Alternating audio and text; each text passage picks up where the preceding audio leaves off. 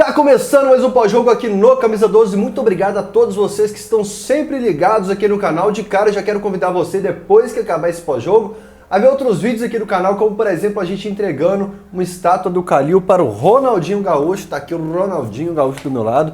Confere esse vídeo depois. Bora rapidinho falar de Grêmio 1, Atlético 0. E se você não vê o jogo e só... Quanto ficou o jogo do Galo? 1 a 0 pro Grêmio. Pô, bicho, quase, hein?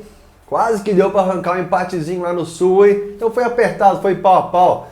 Meu amigo, não é à toa que eu já vou voltar de cara no Vitor como o melhor em campo. Claro que pelo lado do Galo, né? Que é o melhor em campo de uma forma... Então, de uma forma geral também. Porque o Grêmio também não teve ninguém que se destacou como o Vitor, que realmente talvez tenha impedido uma goleada do Grêmio ainda no primeiro tempo, como aconteceu em 2000, eu tô fazendo de cabeça, com 2018, que a gente voltou daquela parada pra Copa, e depois o Thiago Largue tomou um baile lá, se lembra? Que tava, acho que deve ter sido o primeiro jogo do Chará, essa turma toda que tava chegando como reforço no meio do ano. Foi realmente péssimo aquele jogo. Aliás, a gente tem feito jogos ruins contra o Grêmio lá. Teve um jogo que o Robinho empatou no último minuto, e a gente também tomou um baile e conseguiu empatar no último minuto. A Copa do Brasil, o Grêmio ganhou com o pé nas costas. O Grêmio tem sido uma pedrinha no sapato do Galo, especificamente assim. Mas vocês conhecem um time que dava um apagão tão grande fora de casa? Assim, nós perdemos o Brasileiro de 2012 com um grande time por causa desse apagão fora de casa. Vocês que assistem futebol pelo mundo inteiro, vocês assistem a terceira divisão do futebol chinês, comentem aí se vocês conhecem um time que tem um apagão tão grande fora de casa. Não estou associando isso ao futebol ruim de hoje. Para mim tem outros motivos, a gente vai debater isso no pós-jogo. Mas historicamente, principalmente nos últimos anos, como sofre um apagão. Eu falo da síndrome de Confins. Chega em Confins, o Atlético deixa lá, os caras passam no raio-x. Não, futebol não pode passar aqui não. Você vai ter que deixar aqui em Belo Horizonte seu futebol, Atlético. É impressionante. E no Lateral de Esporte, você que está assistindo o pós-jogo aí, talvez um gremista que veio assistir a análise do jogo de um atleticano, tem um programa em Minas, chama Lateral de Esporte. É a melhor emissora, o melhor programa de esporte do Brasil. Quem discordar é clubista. No Lateral Esporte, quinta-feira, eu falo assim, olha, Rodrigo Santana, é natural que quando você encare o Grêmio fora de casa, que você fique um pouco mais retraído, que você não saia tanto. É natural, né? Você enfrenta um Grêmio, grande time, fora de casa, você fica retraído. Mas não vá abrir mão totalmente do ataque, Rodrigo Santana. Eu falei isso no programa de quinta-feira, porque eu achei que ele ia exagerar um pouquinho na retranca. E o Atlético simplesmente não atacou, mas... creio eu que não foi por opção do Santana nem opção do time essa retranca. É futebol pobre e desorganizado. E é impressionante como a gente mantém isso. Desde que eu tenho camisa 12 há 10 anos. Eu acho que dei uma pausa nessa frase há poucos meses, cara. Como que a gente mantém um futebol pobre e desorganizado, sem criação, sem criatividade, né, velho? E aí, até é triste falar isso do lado desse cara aqui do meu lado, né? Mas o Atlético... não é que ele quis se retrancar, ele não consegue sair jogando, ele não consegue. E se eu votei no Vitor o melhor em campo, eu vou votar no Jair como o pior em campo. Aí você, Rafael, Ricardo Oliveira. Eu não vou votar no Jair porque o Jair participa um pouco mais, a bola tá toda hora nele, errou tudo no primeiro tempo ali.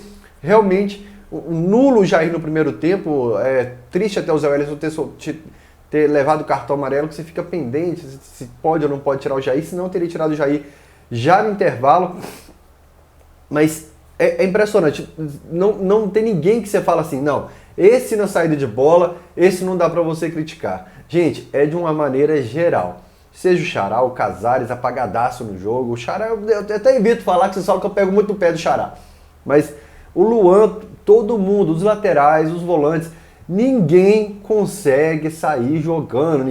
Gente, eu falo de passe de 30 centímetros. É por isso que eu falo que o futebol ficou em Confins. Mais uma vez hoje. Você que não viu o jogo, sabe aquele futebol assustador? Foi assustador. E aí eu até postei o calendário do Atlético nas últimas semanas, assim, nas próximas semanas. Como que de 2 em 2 jogos, 3 em 3 jogos, você tem partidas, não tem treinamento. Mas o mínimo você tem que apresentar, e nem isso o time do Rodrigo Santana apresentou lá no Sul. E é por isso que eu falo que é melhor você mandar ali um time reserva contra o Grêmio, é melhor você mandar um time reserva contra o Avaí, contra o Ceará, perder 3 pontinhos aqui, mas mandar para a Sul-Americana, porque lá a gente tem uma chancezinha. Porque o União La Calera, ela é inferior ao Grêmio. Isso é óbvio. Então eu prefiro ter uma chance de classificação lá, brigar por uma taça lá, do que comemorar um quarto, quinto lugar no Campeonato Brasileiro. E é óbvio, o pessoal fala, pô, você está se acovardando e falando que a gente não vai ganhar o Brasileiro. Provavelmente não, gente. Provavelmente o Atlético não vai ganhar. Primeiro, porque não tem elenco. E segundo, porque você tem aí um Palmeiras, por exemplo, um elenco para brincar nas competições que ele quiser. Então, o óbvio era a gente, de repente, mandar o time principal para lá. Sou contra usar os reservas uma vez na semana? Não, mas usa cá então no Brasileiro, contra o Avaí, contra o Ceará, contra o Vascão, mas manda o principal para lá. Sei que para um time que estava descansado, que não dá para reclamar do calendário porque descansou, é um futebol decepcionante do Atlético. Deixa eu só dar uma bicada aqui, porque hoje realmente está complicado. Até deixar o camisa 12 virado para cá, vou ficar bonitinho na tela. Vamos lá, eu falei do Jair e aí eu sei que você se retorceu inteiro do outro lado por causa do Ricardo Oliveira. Na minha opinião, sabe por que o Ricardo Oliveira se mantém hoje como titular, que você nem testa o Alejandro em campo? E até é irônico, né, velho? Porque eu apanhava quando eu defendia o Alejandro aqui no... Aliás, primeiro deixa eu dar os créditos. O Rodrigo Rainer, na extinta live do Camisa 12, defendia que o Alejandro era o reserva imediato do Ricardo Oliveira. Mas eu falava assim, gente, vocês estão criticando o menino, acho que era o Copa do Brasil, ano passado, um time que a gente... Botafogo da Paraíba, não lembro, a gente pegou, acho que Botafogo da Paraíba, um time lá da parte de cima do país. O Alejandro perdeu uns golzinhos de baixo ali. E hoje as mesmas pessoas que criticaram o Alejandro querem ir no lugar do Ricardo Oliveira. Mas repetindo aqui, eu acho que o Ricardo Oliveira hoje é titular por medo do treinador, que está começando agora, tem uma história no futebol, mas está começando aí, é o primeiro trabalho num grande time. E do presidente, de uma forma geral, vamos colocar a culpa de Sete Câmara, não, eu já culpo ele por tudo, coitado. Eu tô gripado, eu culpo ele, tudo que acontece na vida eu culpo Sete Câmara hoje. Medo de uma forma do departamento de futebol do Atlético, de tirar o Ricardo Oliveira. Sabe, aquele líder, aquele cara intocável, das palavras bonitas, é uma das lideranças do time, porque o futebol do Ricardo Oliveira é zero. Vocês lembram do Fred, Judas Fred, que quando você lançava pra ele puxava a camisa do adversário e se jogava pra trás, e aquilo matava de raiva que o juiz dava falta pro adversário, que a bola não conseguia fazer nada. O Ricardo Oliveira é isso 10 vezes elevado à potência. Eu estou falando dos dois centroavantes que talvez eu mais admiro na década, assim, que para mim são diferenciados. O Ricardo Oliveira realmente é jogar com um a menos os 90 minutos. A gente foi difícil jogar com o Flamengo 45 minutos. Com o Ricardo Oliveira é jogar realmente com um a menos, porque ele não consegue prender marcação nenhuma lá. Deixa o homem aí. Tá arrumando nada não. E a gente precisa realmente ou arriscar outra peça ali, ou arrumar um esquema mais ou menos como a gente fez contra o Flamengo, com um homem de velocidade. De repente, já que o Giovânio foi para o banco de reservas hoje, coloca o Giovânio mais centralizado, alguma coisa tem que fazer, porque deixar o Ricardo plantado lá, sem a bola chegar nele 90 minutos, e quando chega ele não arruma nada, é jogar com um a menos realmente. Ou você resolve a criação, ou você resolve o Ricardo Oliveira. Ter problema na criação e ter problema com o Ricardo Oliveira, meu amigo, aí é problema demais lá pra frente, é por isso que a gente não consegue penetrar em área de adversário nenhum. O goleiro do União La Calera, coitado, dormiu 90 minutos. O goleiro do Santos, a gente teve que chutar todas de fora da área. Eu falei isso no pós-jogo, todas de fora da área, que foram as nossas finalizações, porque a gente não consegue penetrar na área do adversário. Vou dar um pause um minuto aqui que chegou um amigão meu aqui, só um minuto. E camisa 12 raiz. E no meio do pós-jogo a gente para, cachorro começa a latir. A camisa 12 raiz, bora lá.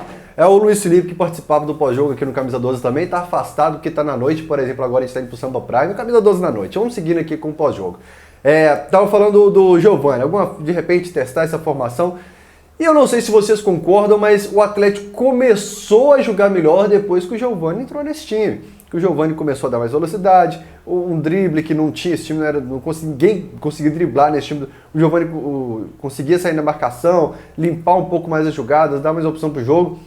E foi o primeiro aí pro banco de reservas hoje. Não sei se pelo fato de sempre estar cansando, sendo substituído, mas para mim, Giovânio não é banco nesse time.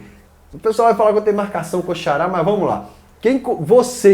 Comente aí quem você colocaria como titular hoje. Antes do jogo, né? Por causa do jogo de hoje não. Antes do jogo contra o Grêmio. Comente também quem você colocaria na próxima partida. Porque para mim, o Giovânio não é banco de jeito nenhum, pela velocidade, pelo drible, pela finalização, enfim, para mim o Giovânio não é banco, tá certo? Sobre o pênalti de hoje, o VAR, foi um fato muito curioso, porque o juiz apita antes da finalização do Jeromel. Então, se ele desse o gol do Grêmio, eu ficaria pé da vida, porque realmente apitou, o Vitor parou. Talvez não tenha parado, mas pela regra parou o Vitor. E ele vai lá, confere e dá pênalti. O pênalti eu concordo que foi, o Zé Wellison levanta a mão. Então, assim, coisas que acontecem com o Atlético, né, gente? Pelo amor de Deus, coisas que o VAR... acho que se existia um time para ter histórias fantásticas com o VAR, esse time era o Atlético, que está se confirmando agora. Então, bora lá para o próximo jogo. Realmente vai ter muito a evoluir o Rodrigo Santana contra o União La Calera, porque se continuar com esse futebol pobre, sem conseguir entrar na área do adversário, sem conseguir realmente sair para o jogo, sem conseguir melhorar essa qualidade, essa criação do time, principalmente, que eu acho que está pobre. Não adianta você sair com 1 a 0 com gostinho de 1 a 0 lá no Sul. Nossa, perdemos só de 1 na Sul-Americana. Para mim, o Galo está muito acima disso, o Galo pode muito mais e é isso que a gente quer. Bora lá, cabeça erguida para terça-feira comemorar uma classificação aqui no canal. E se você confia na classificação, clique em curtir agora e inscreva-se no canal. Tamo junto!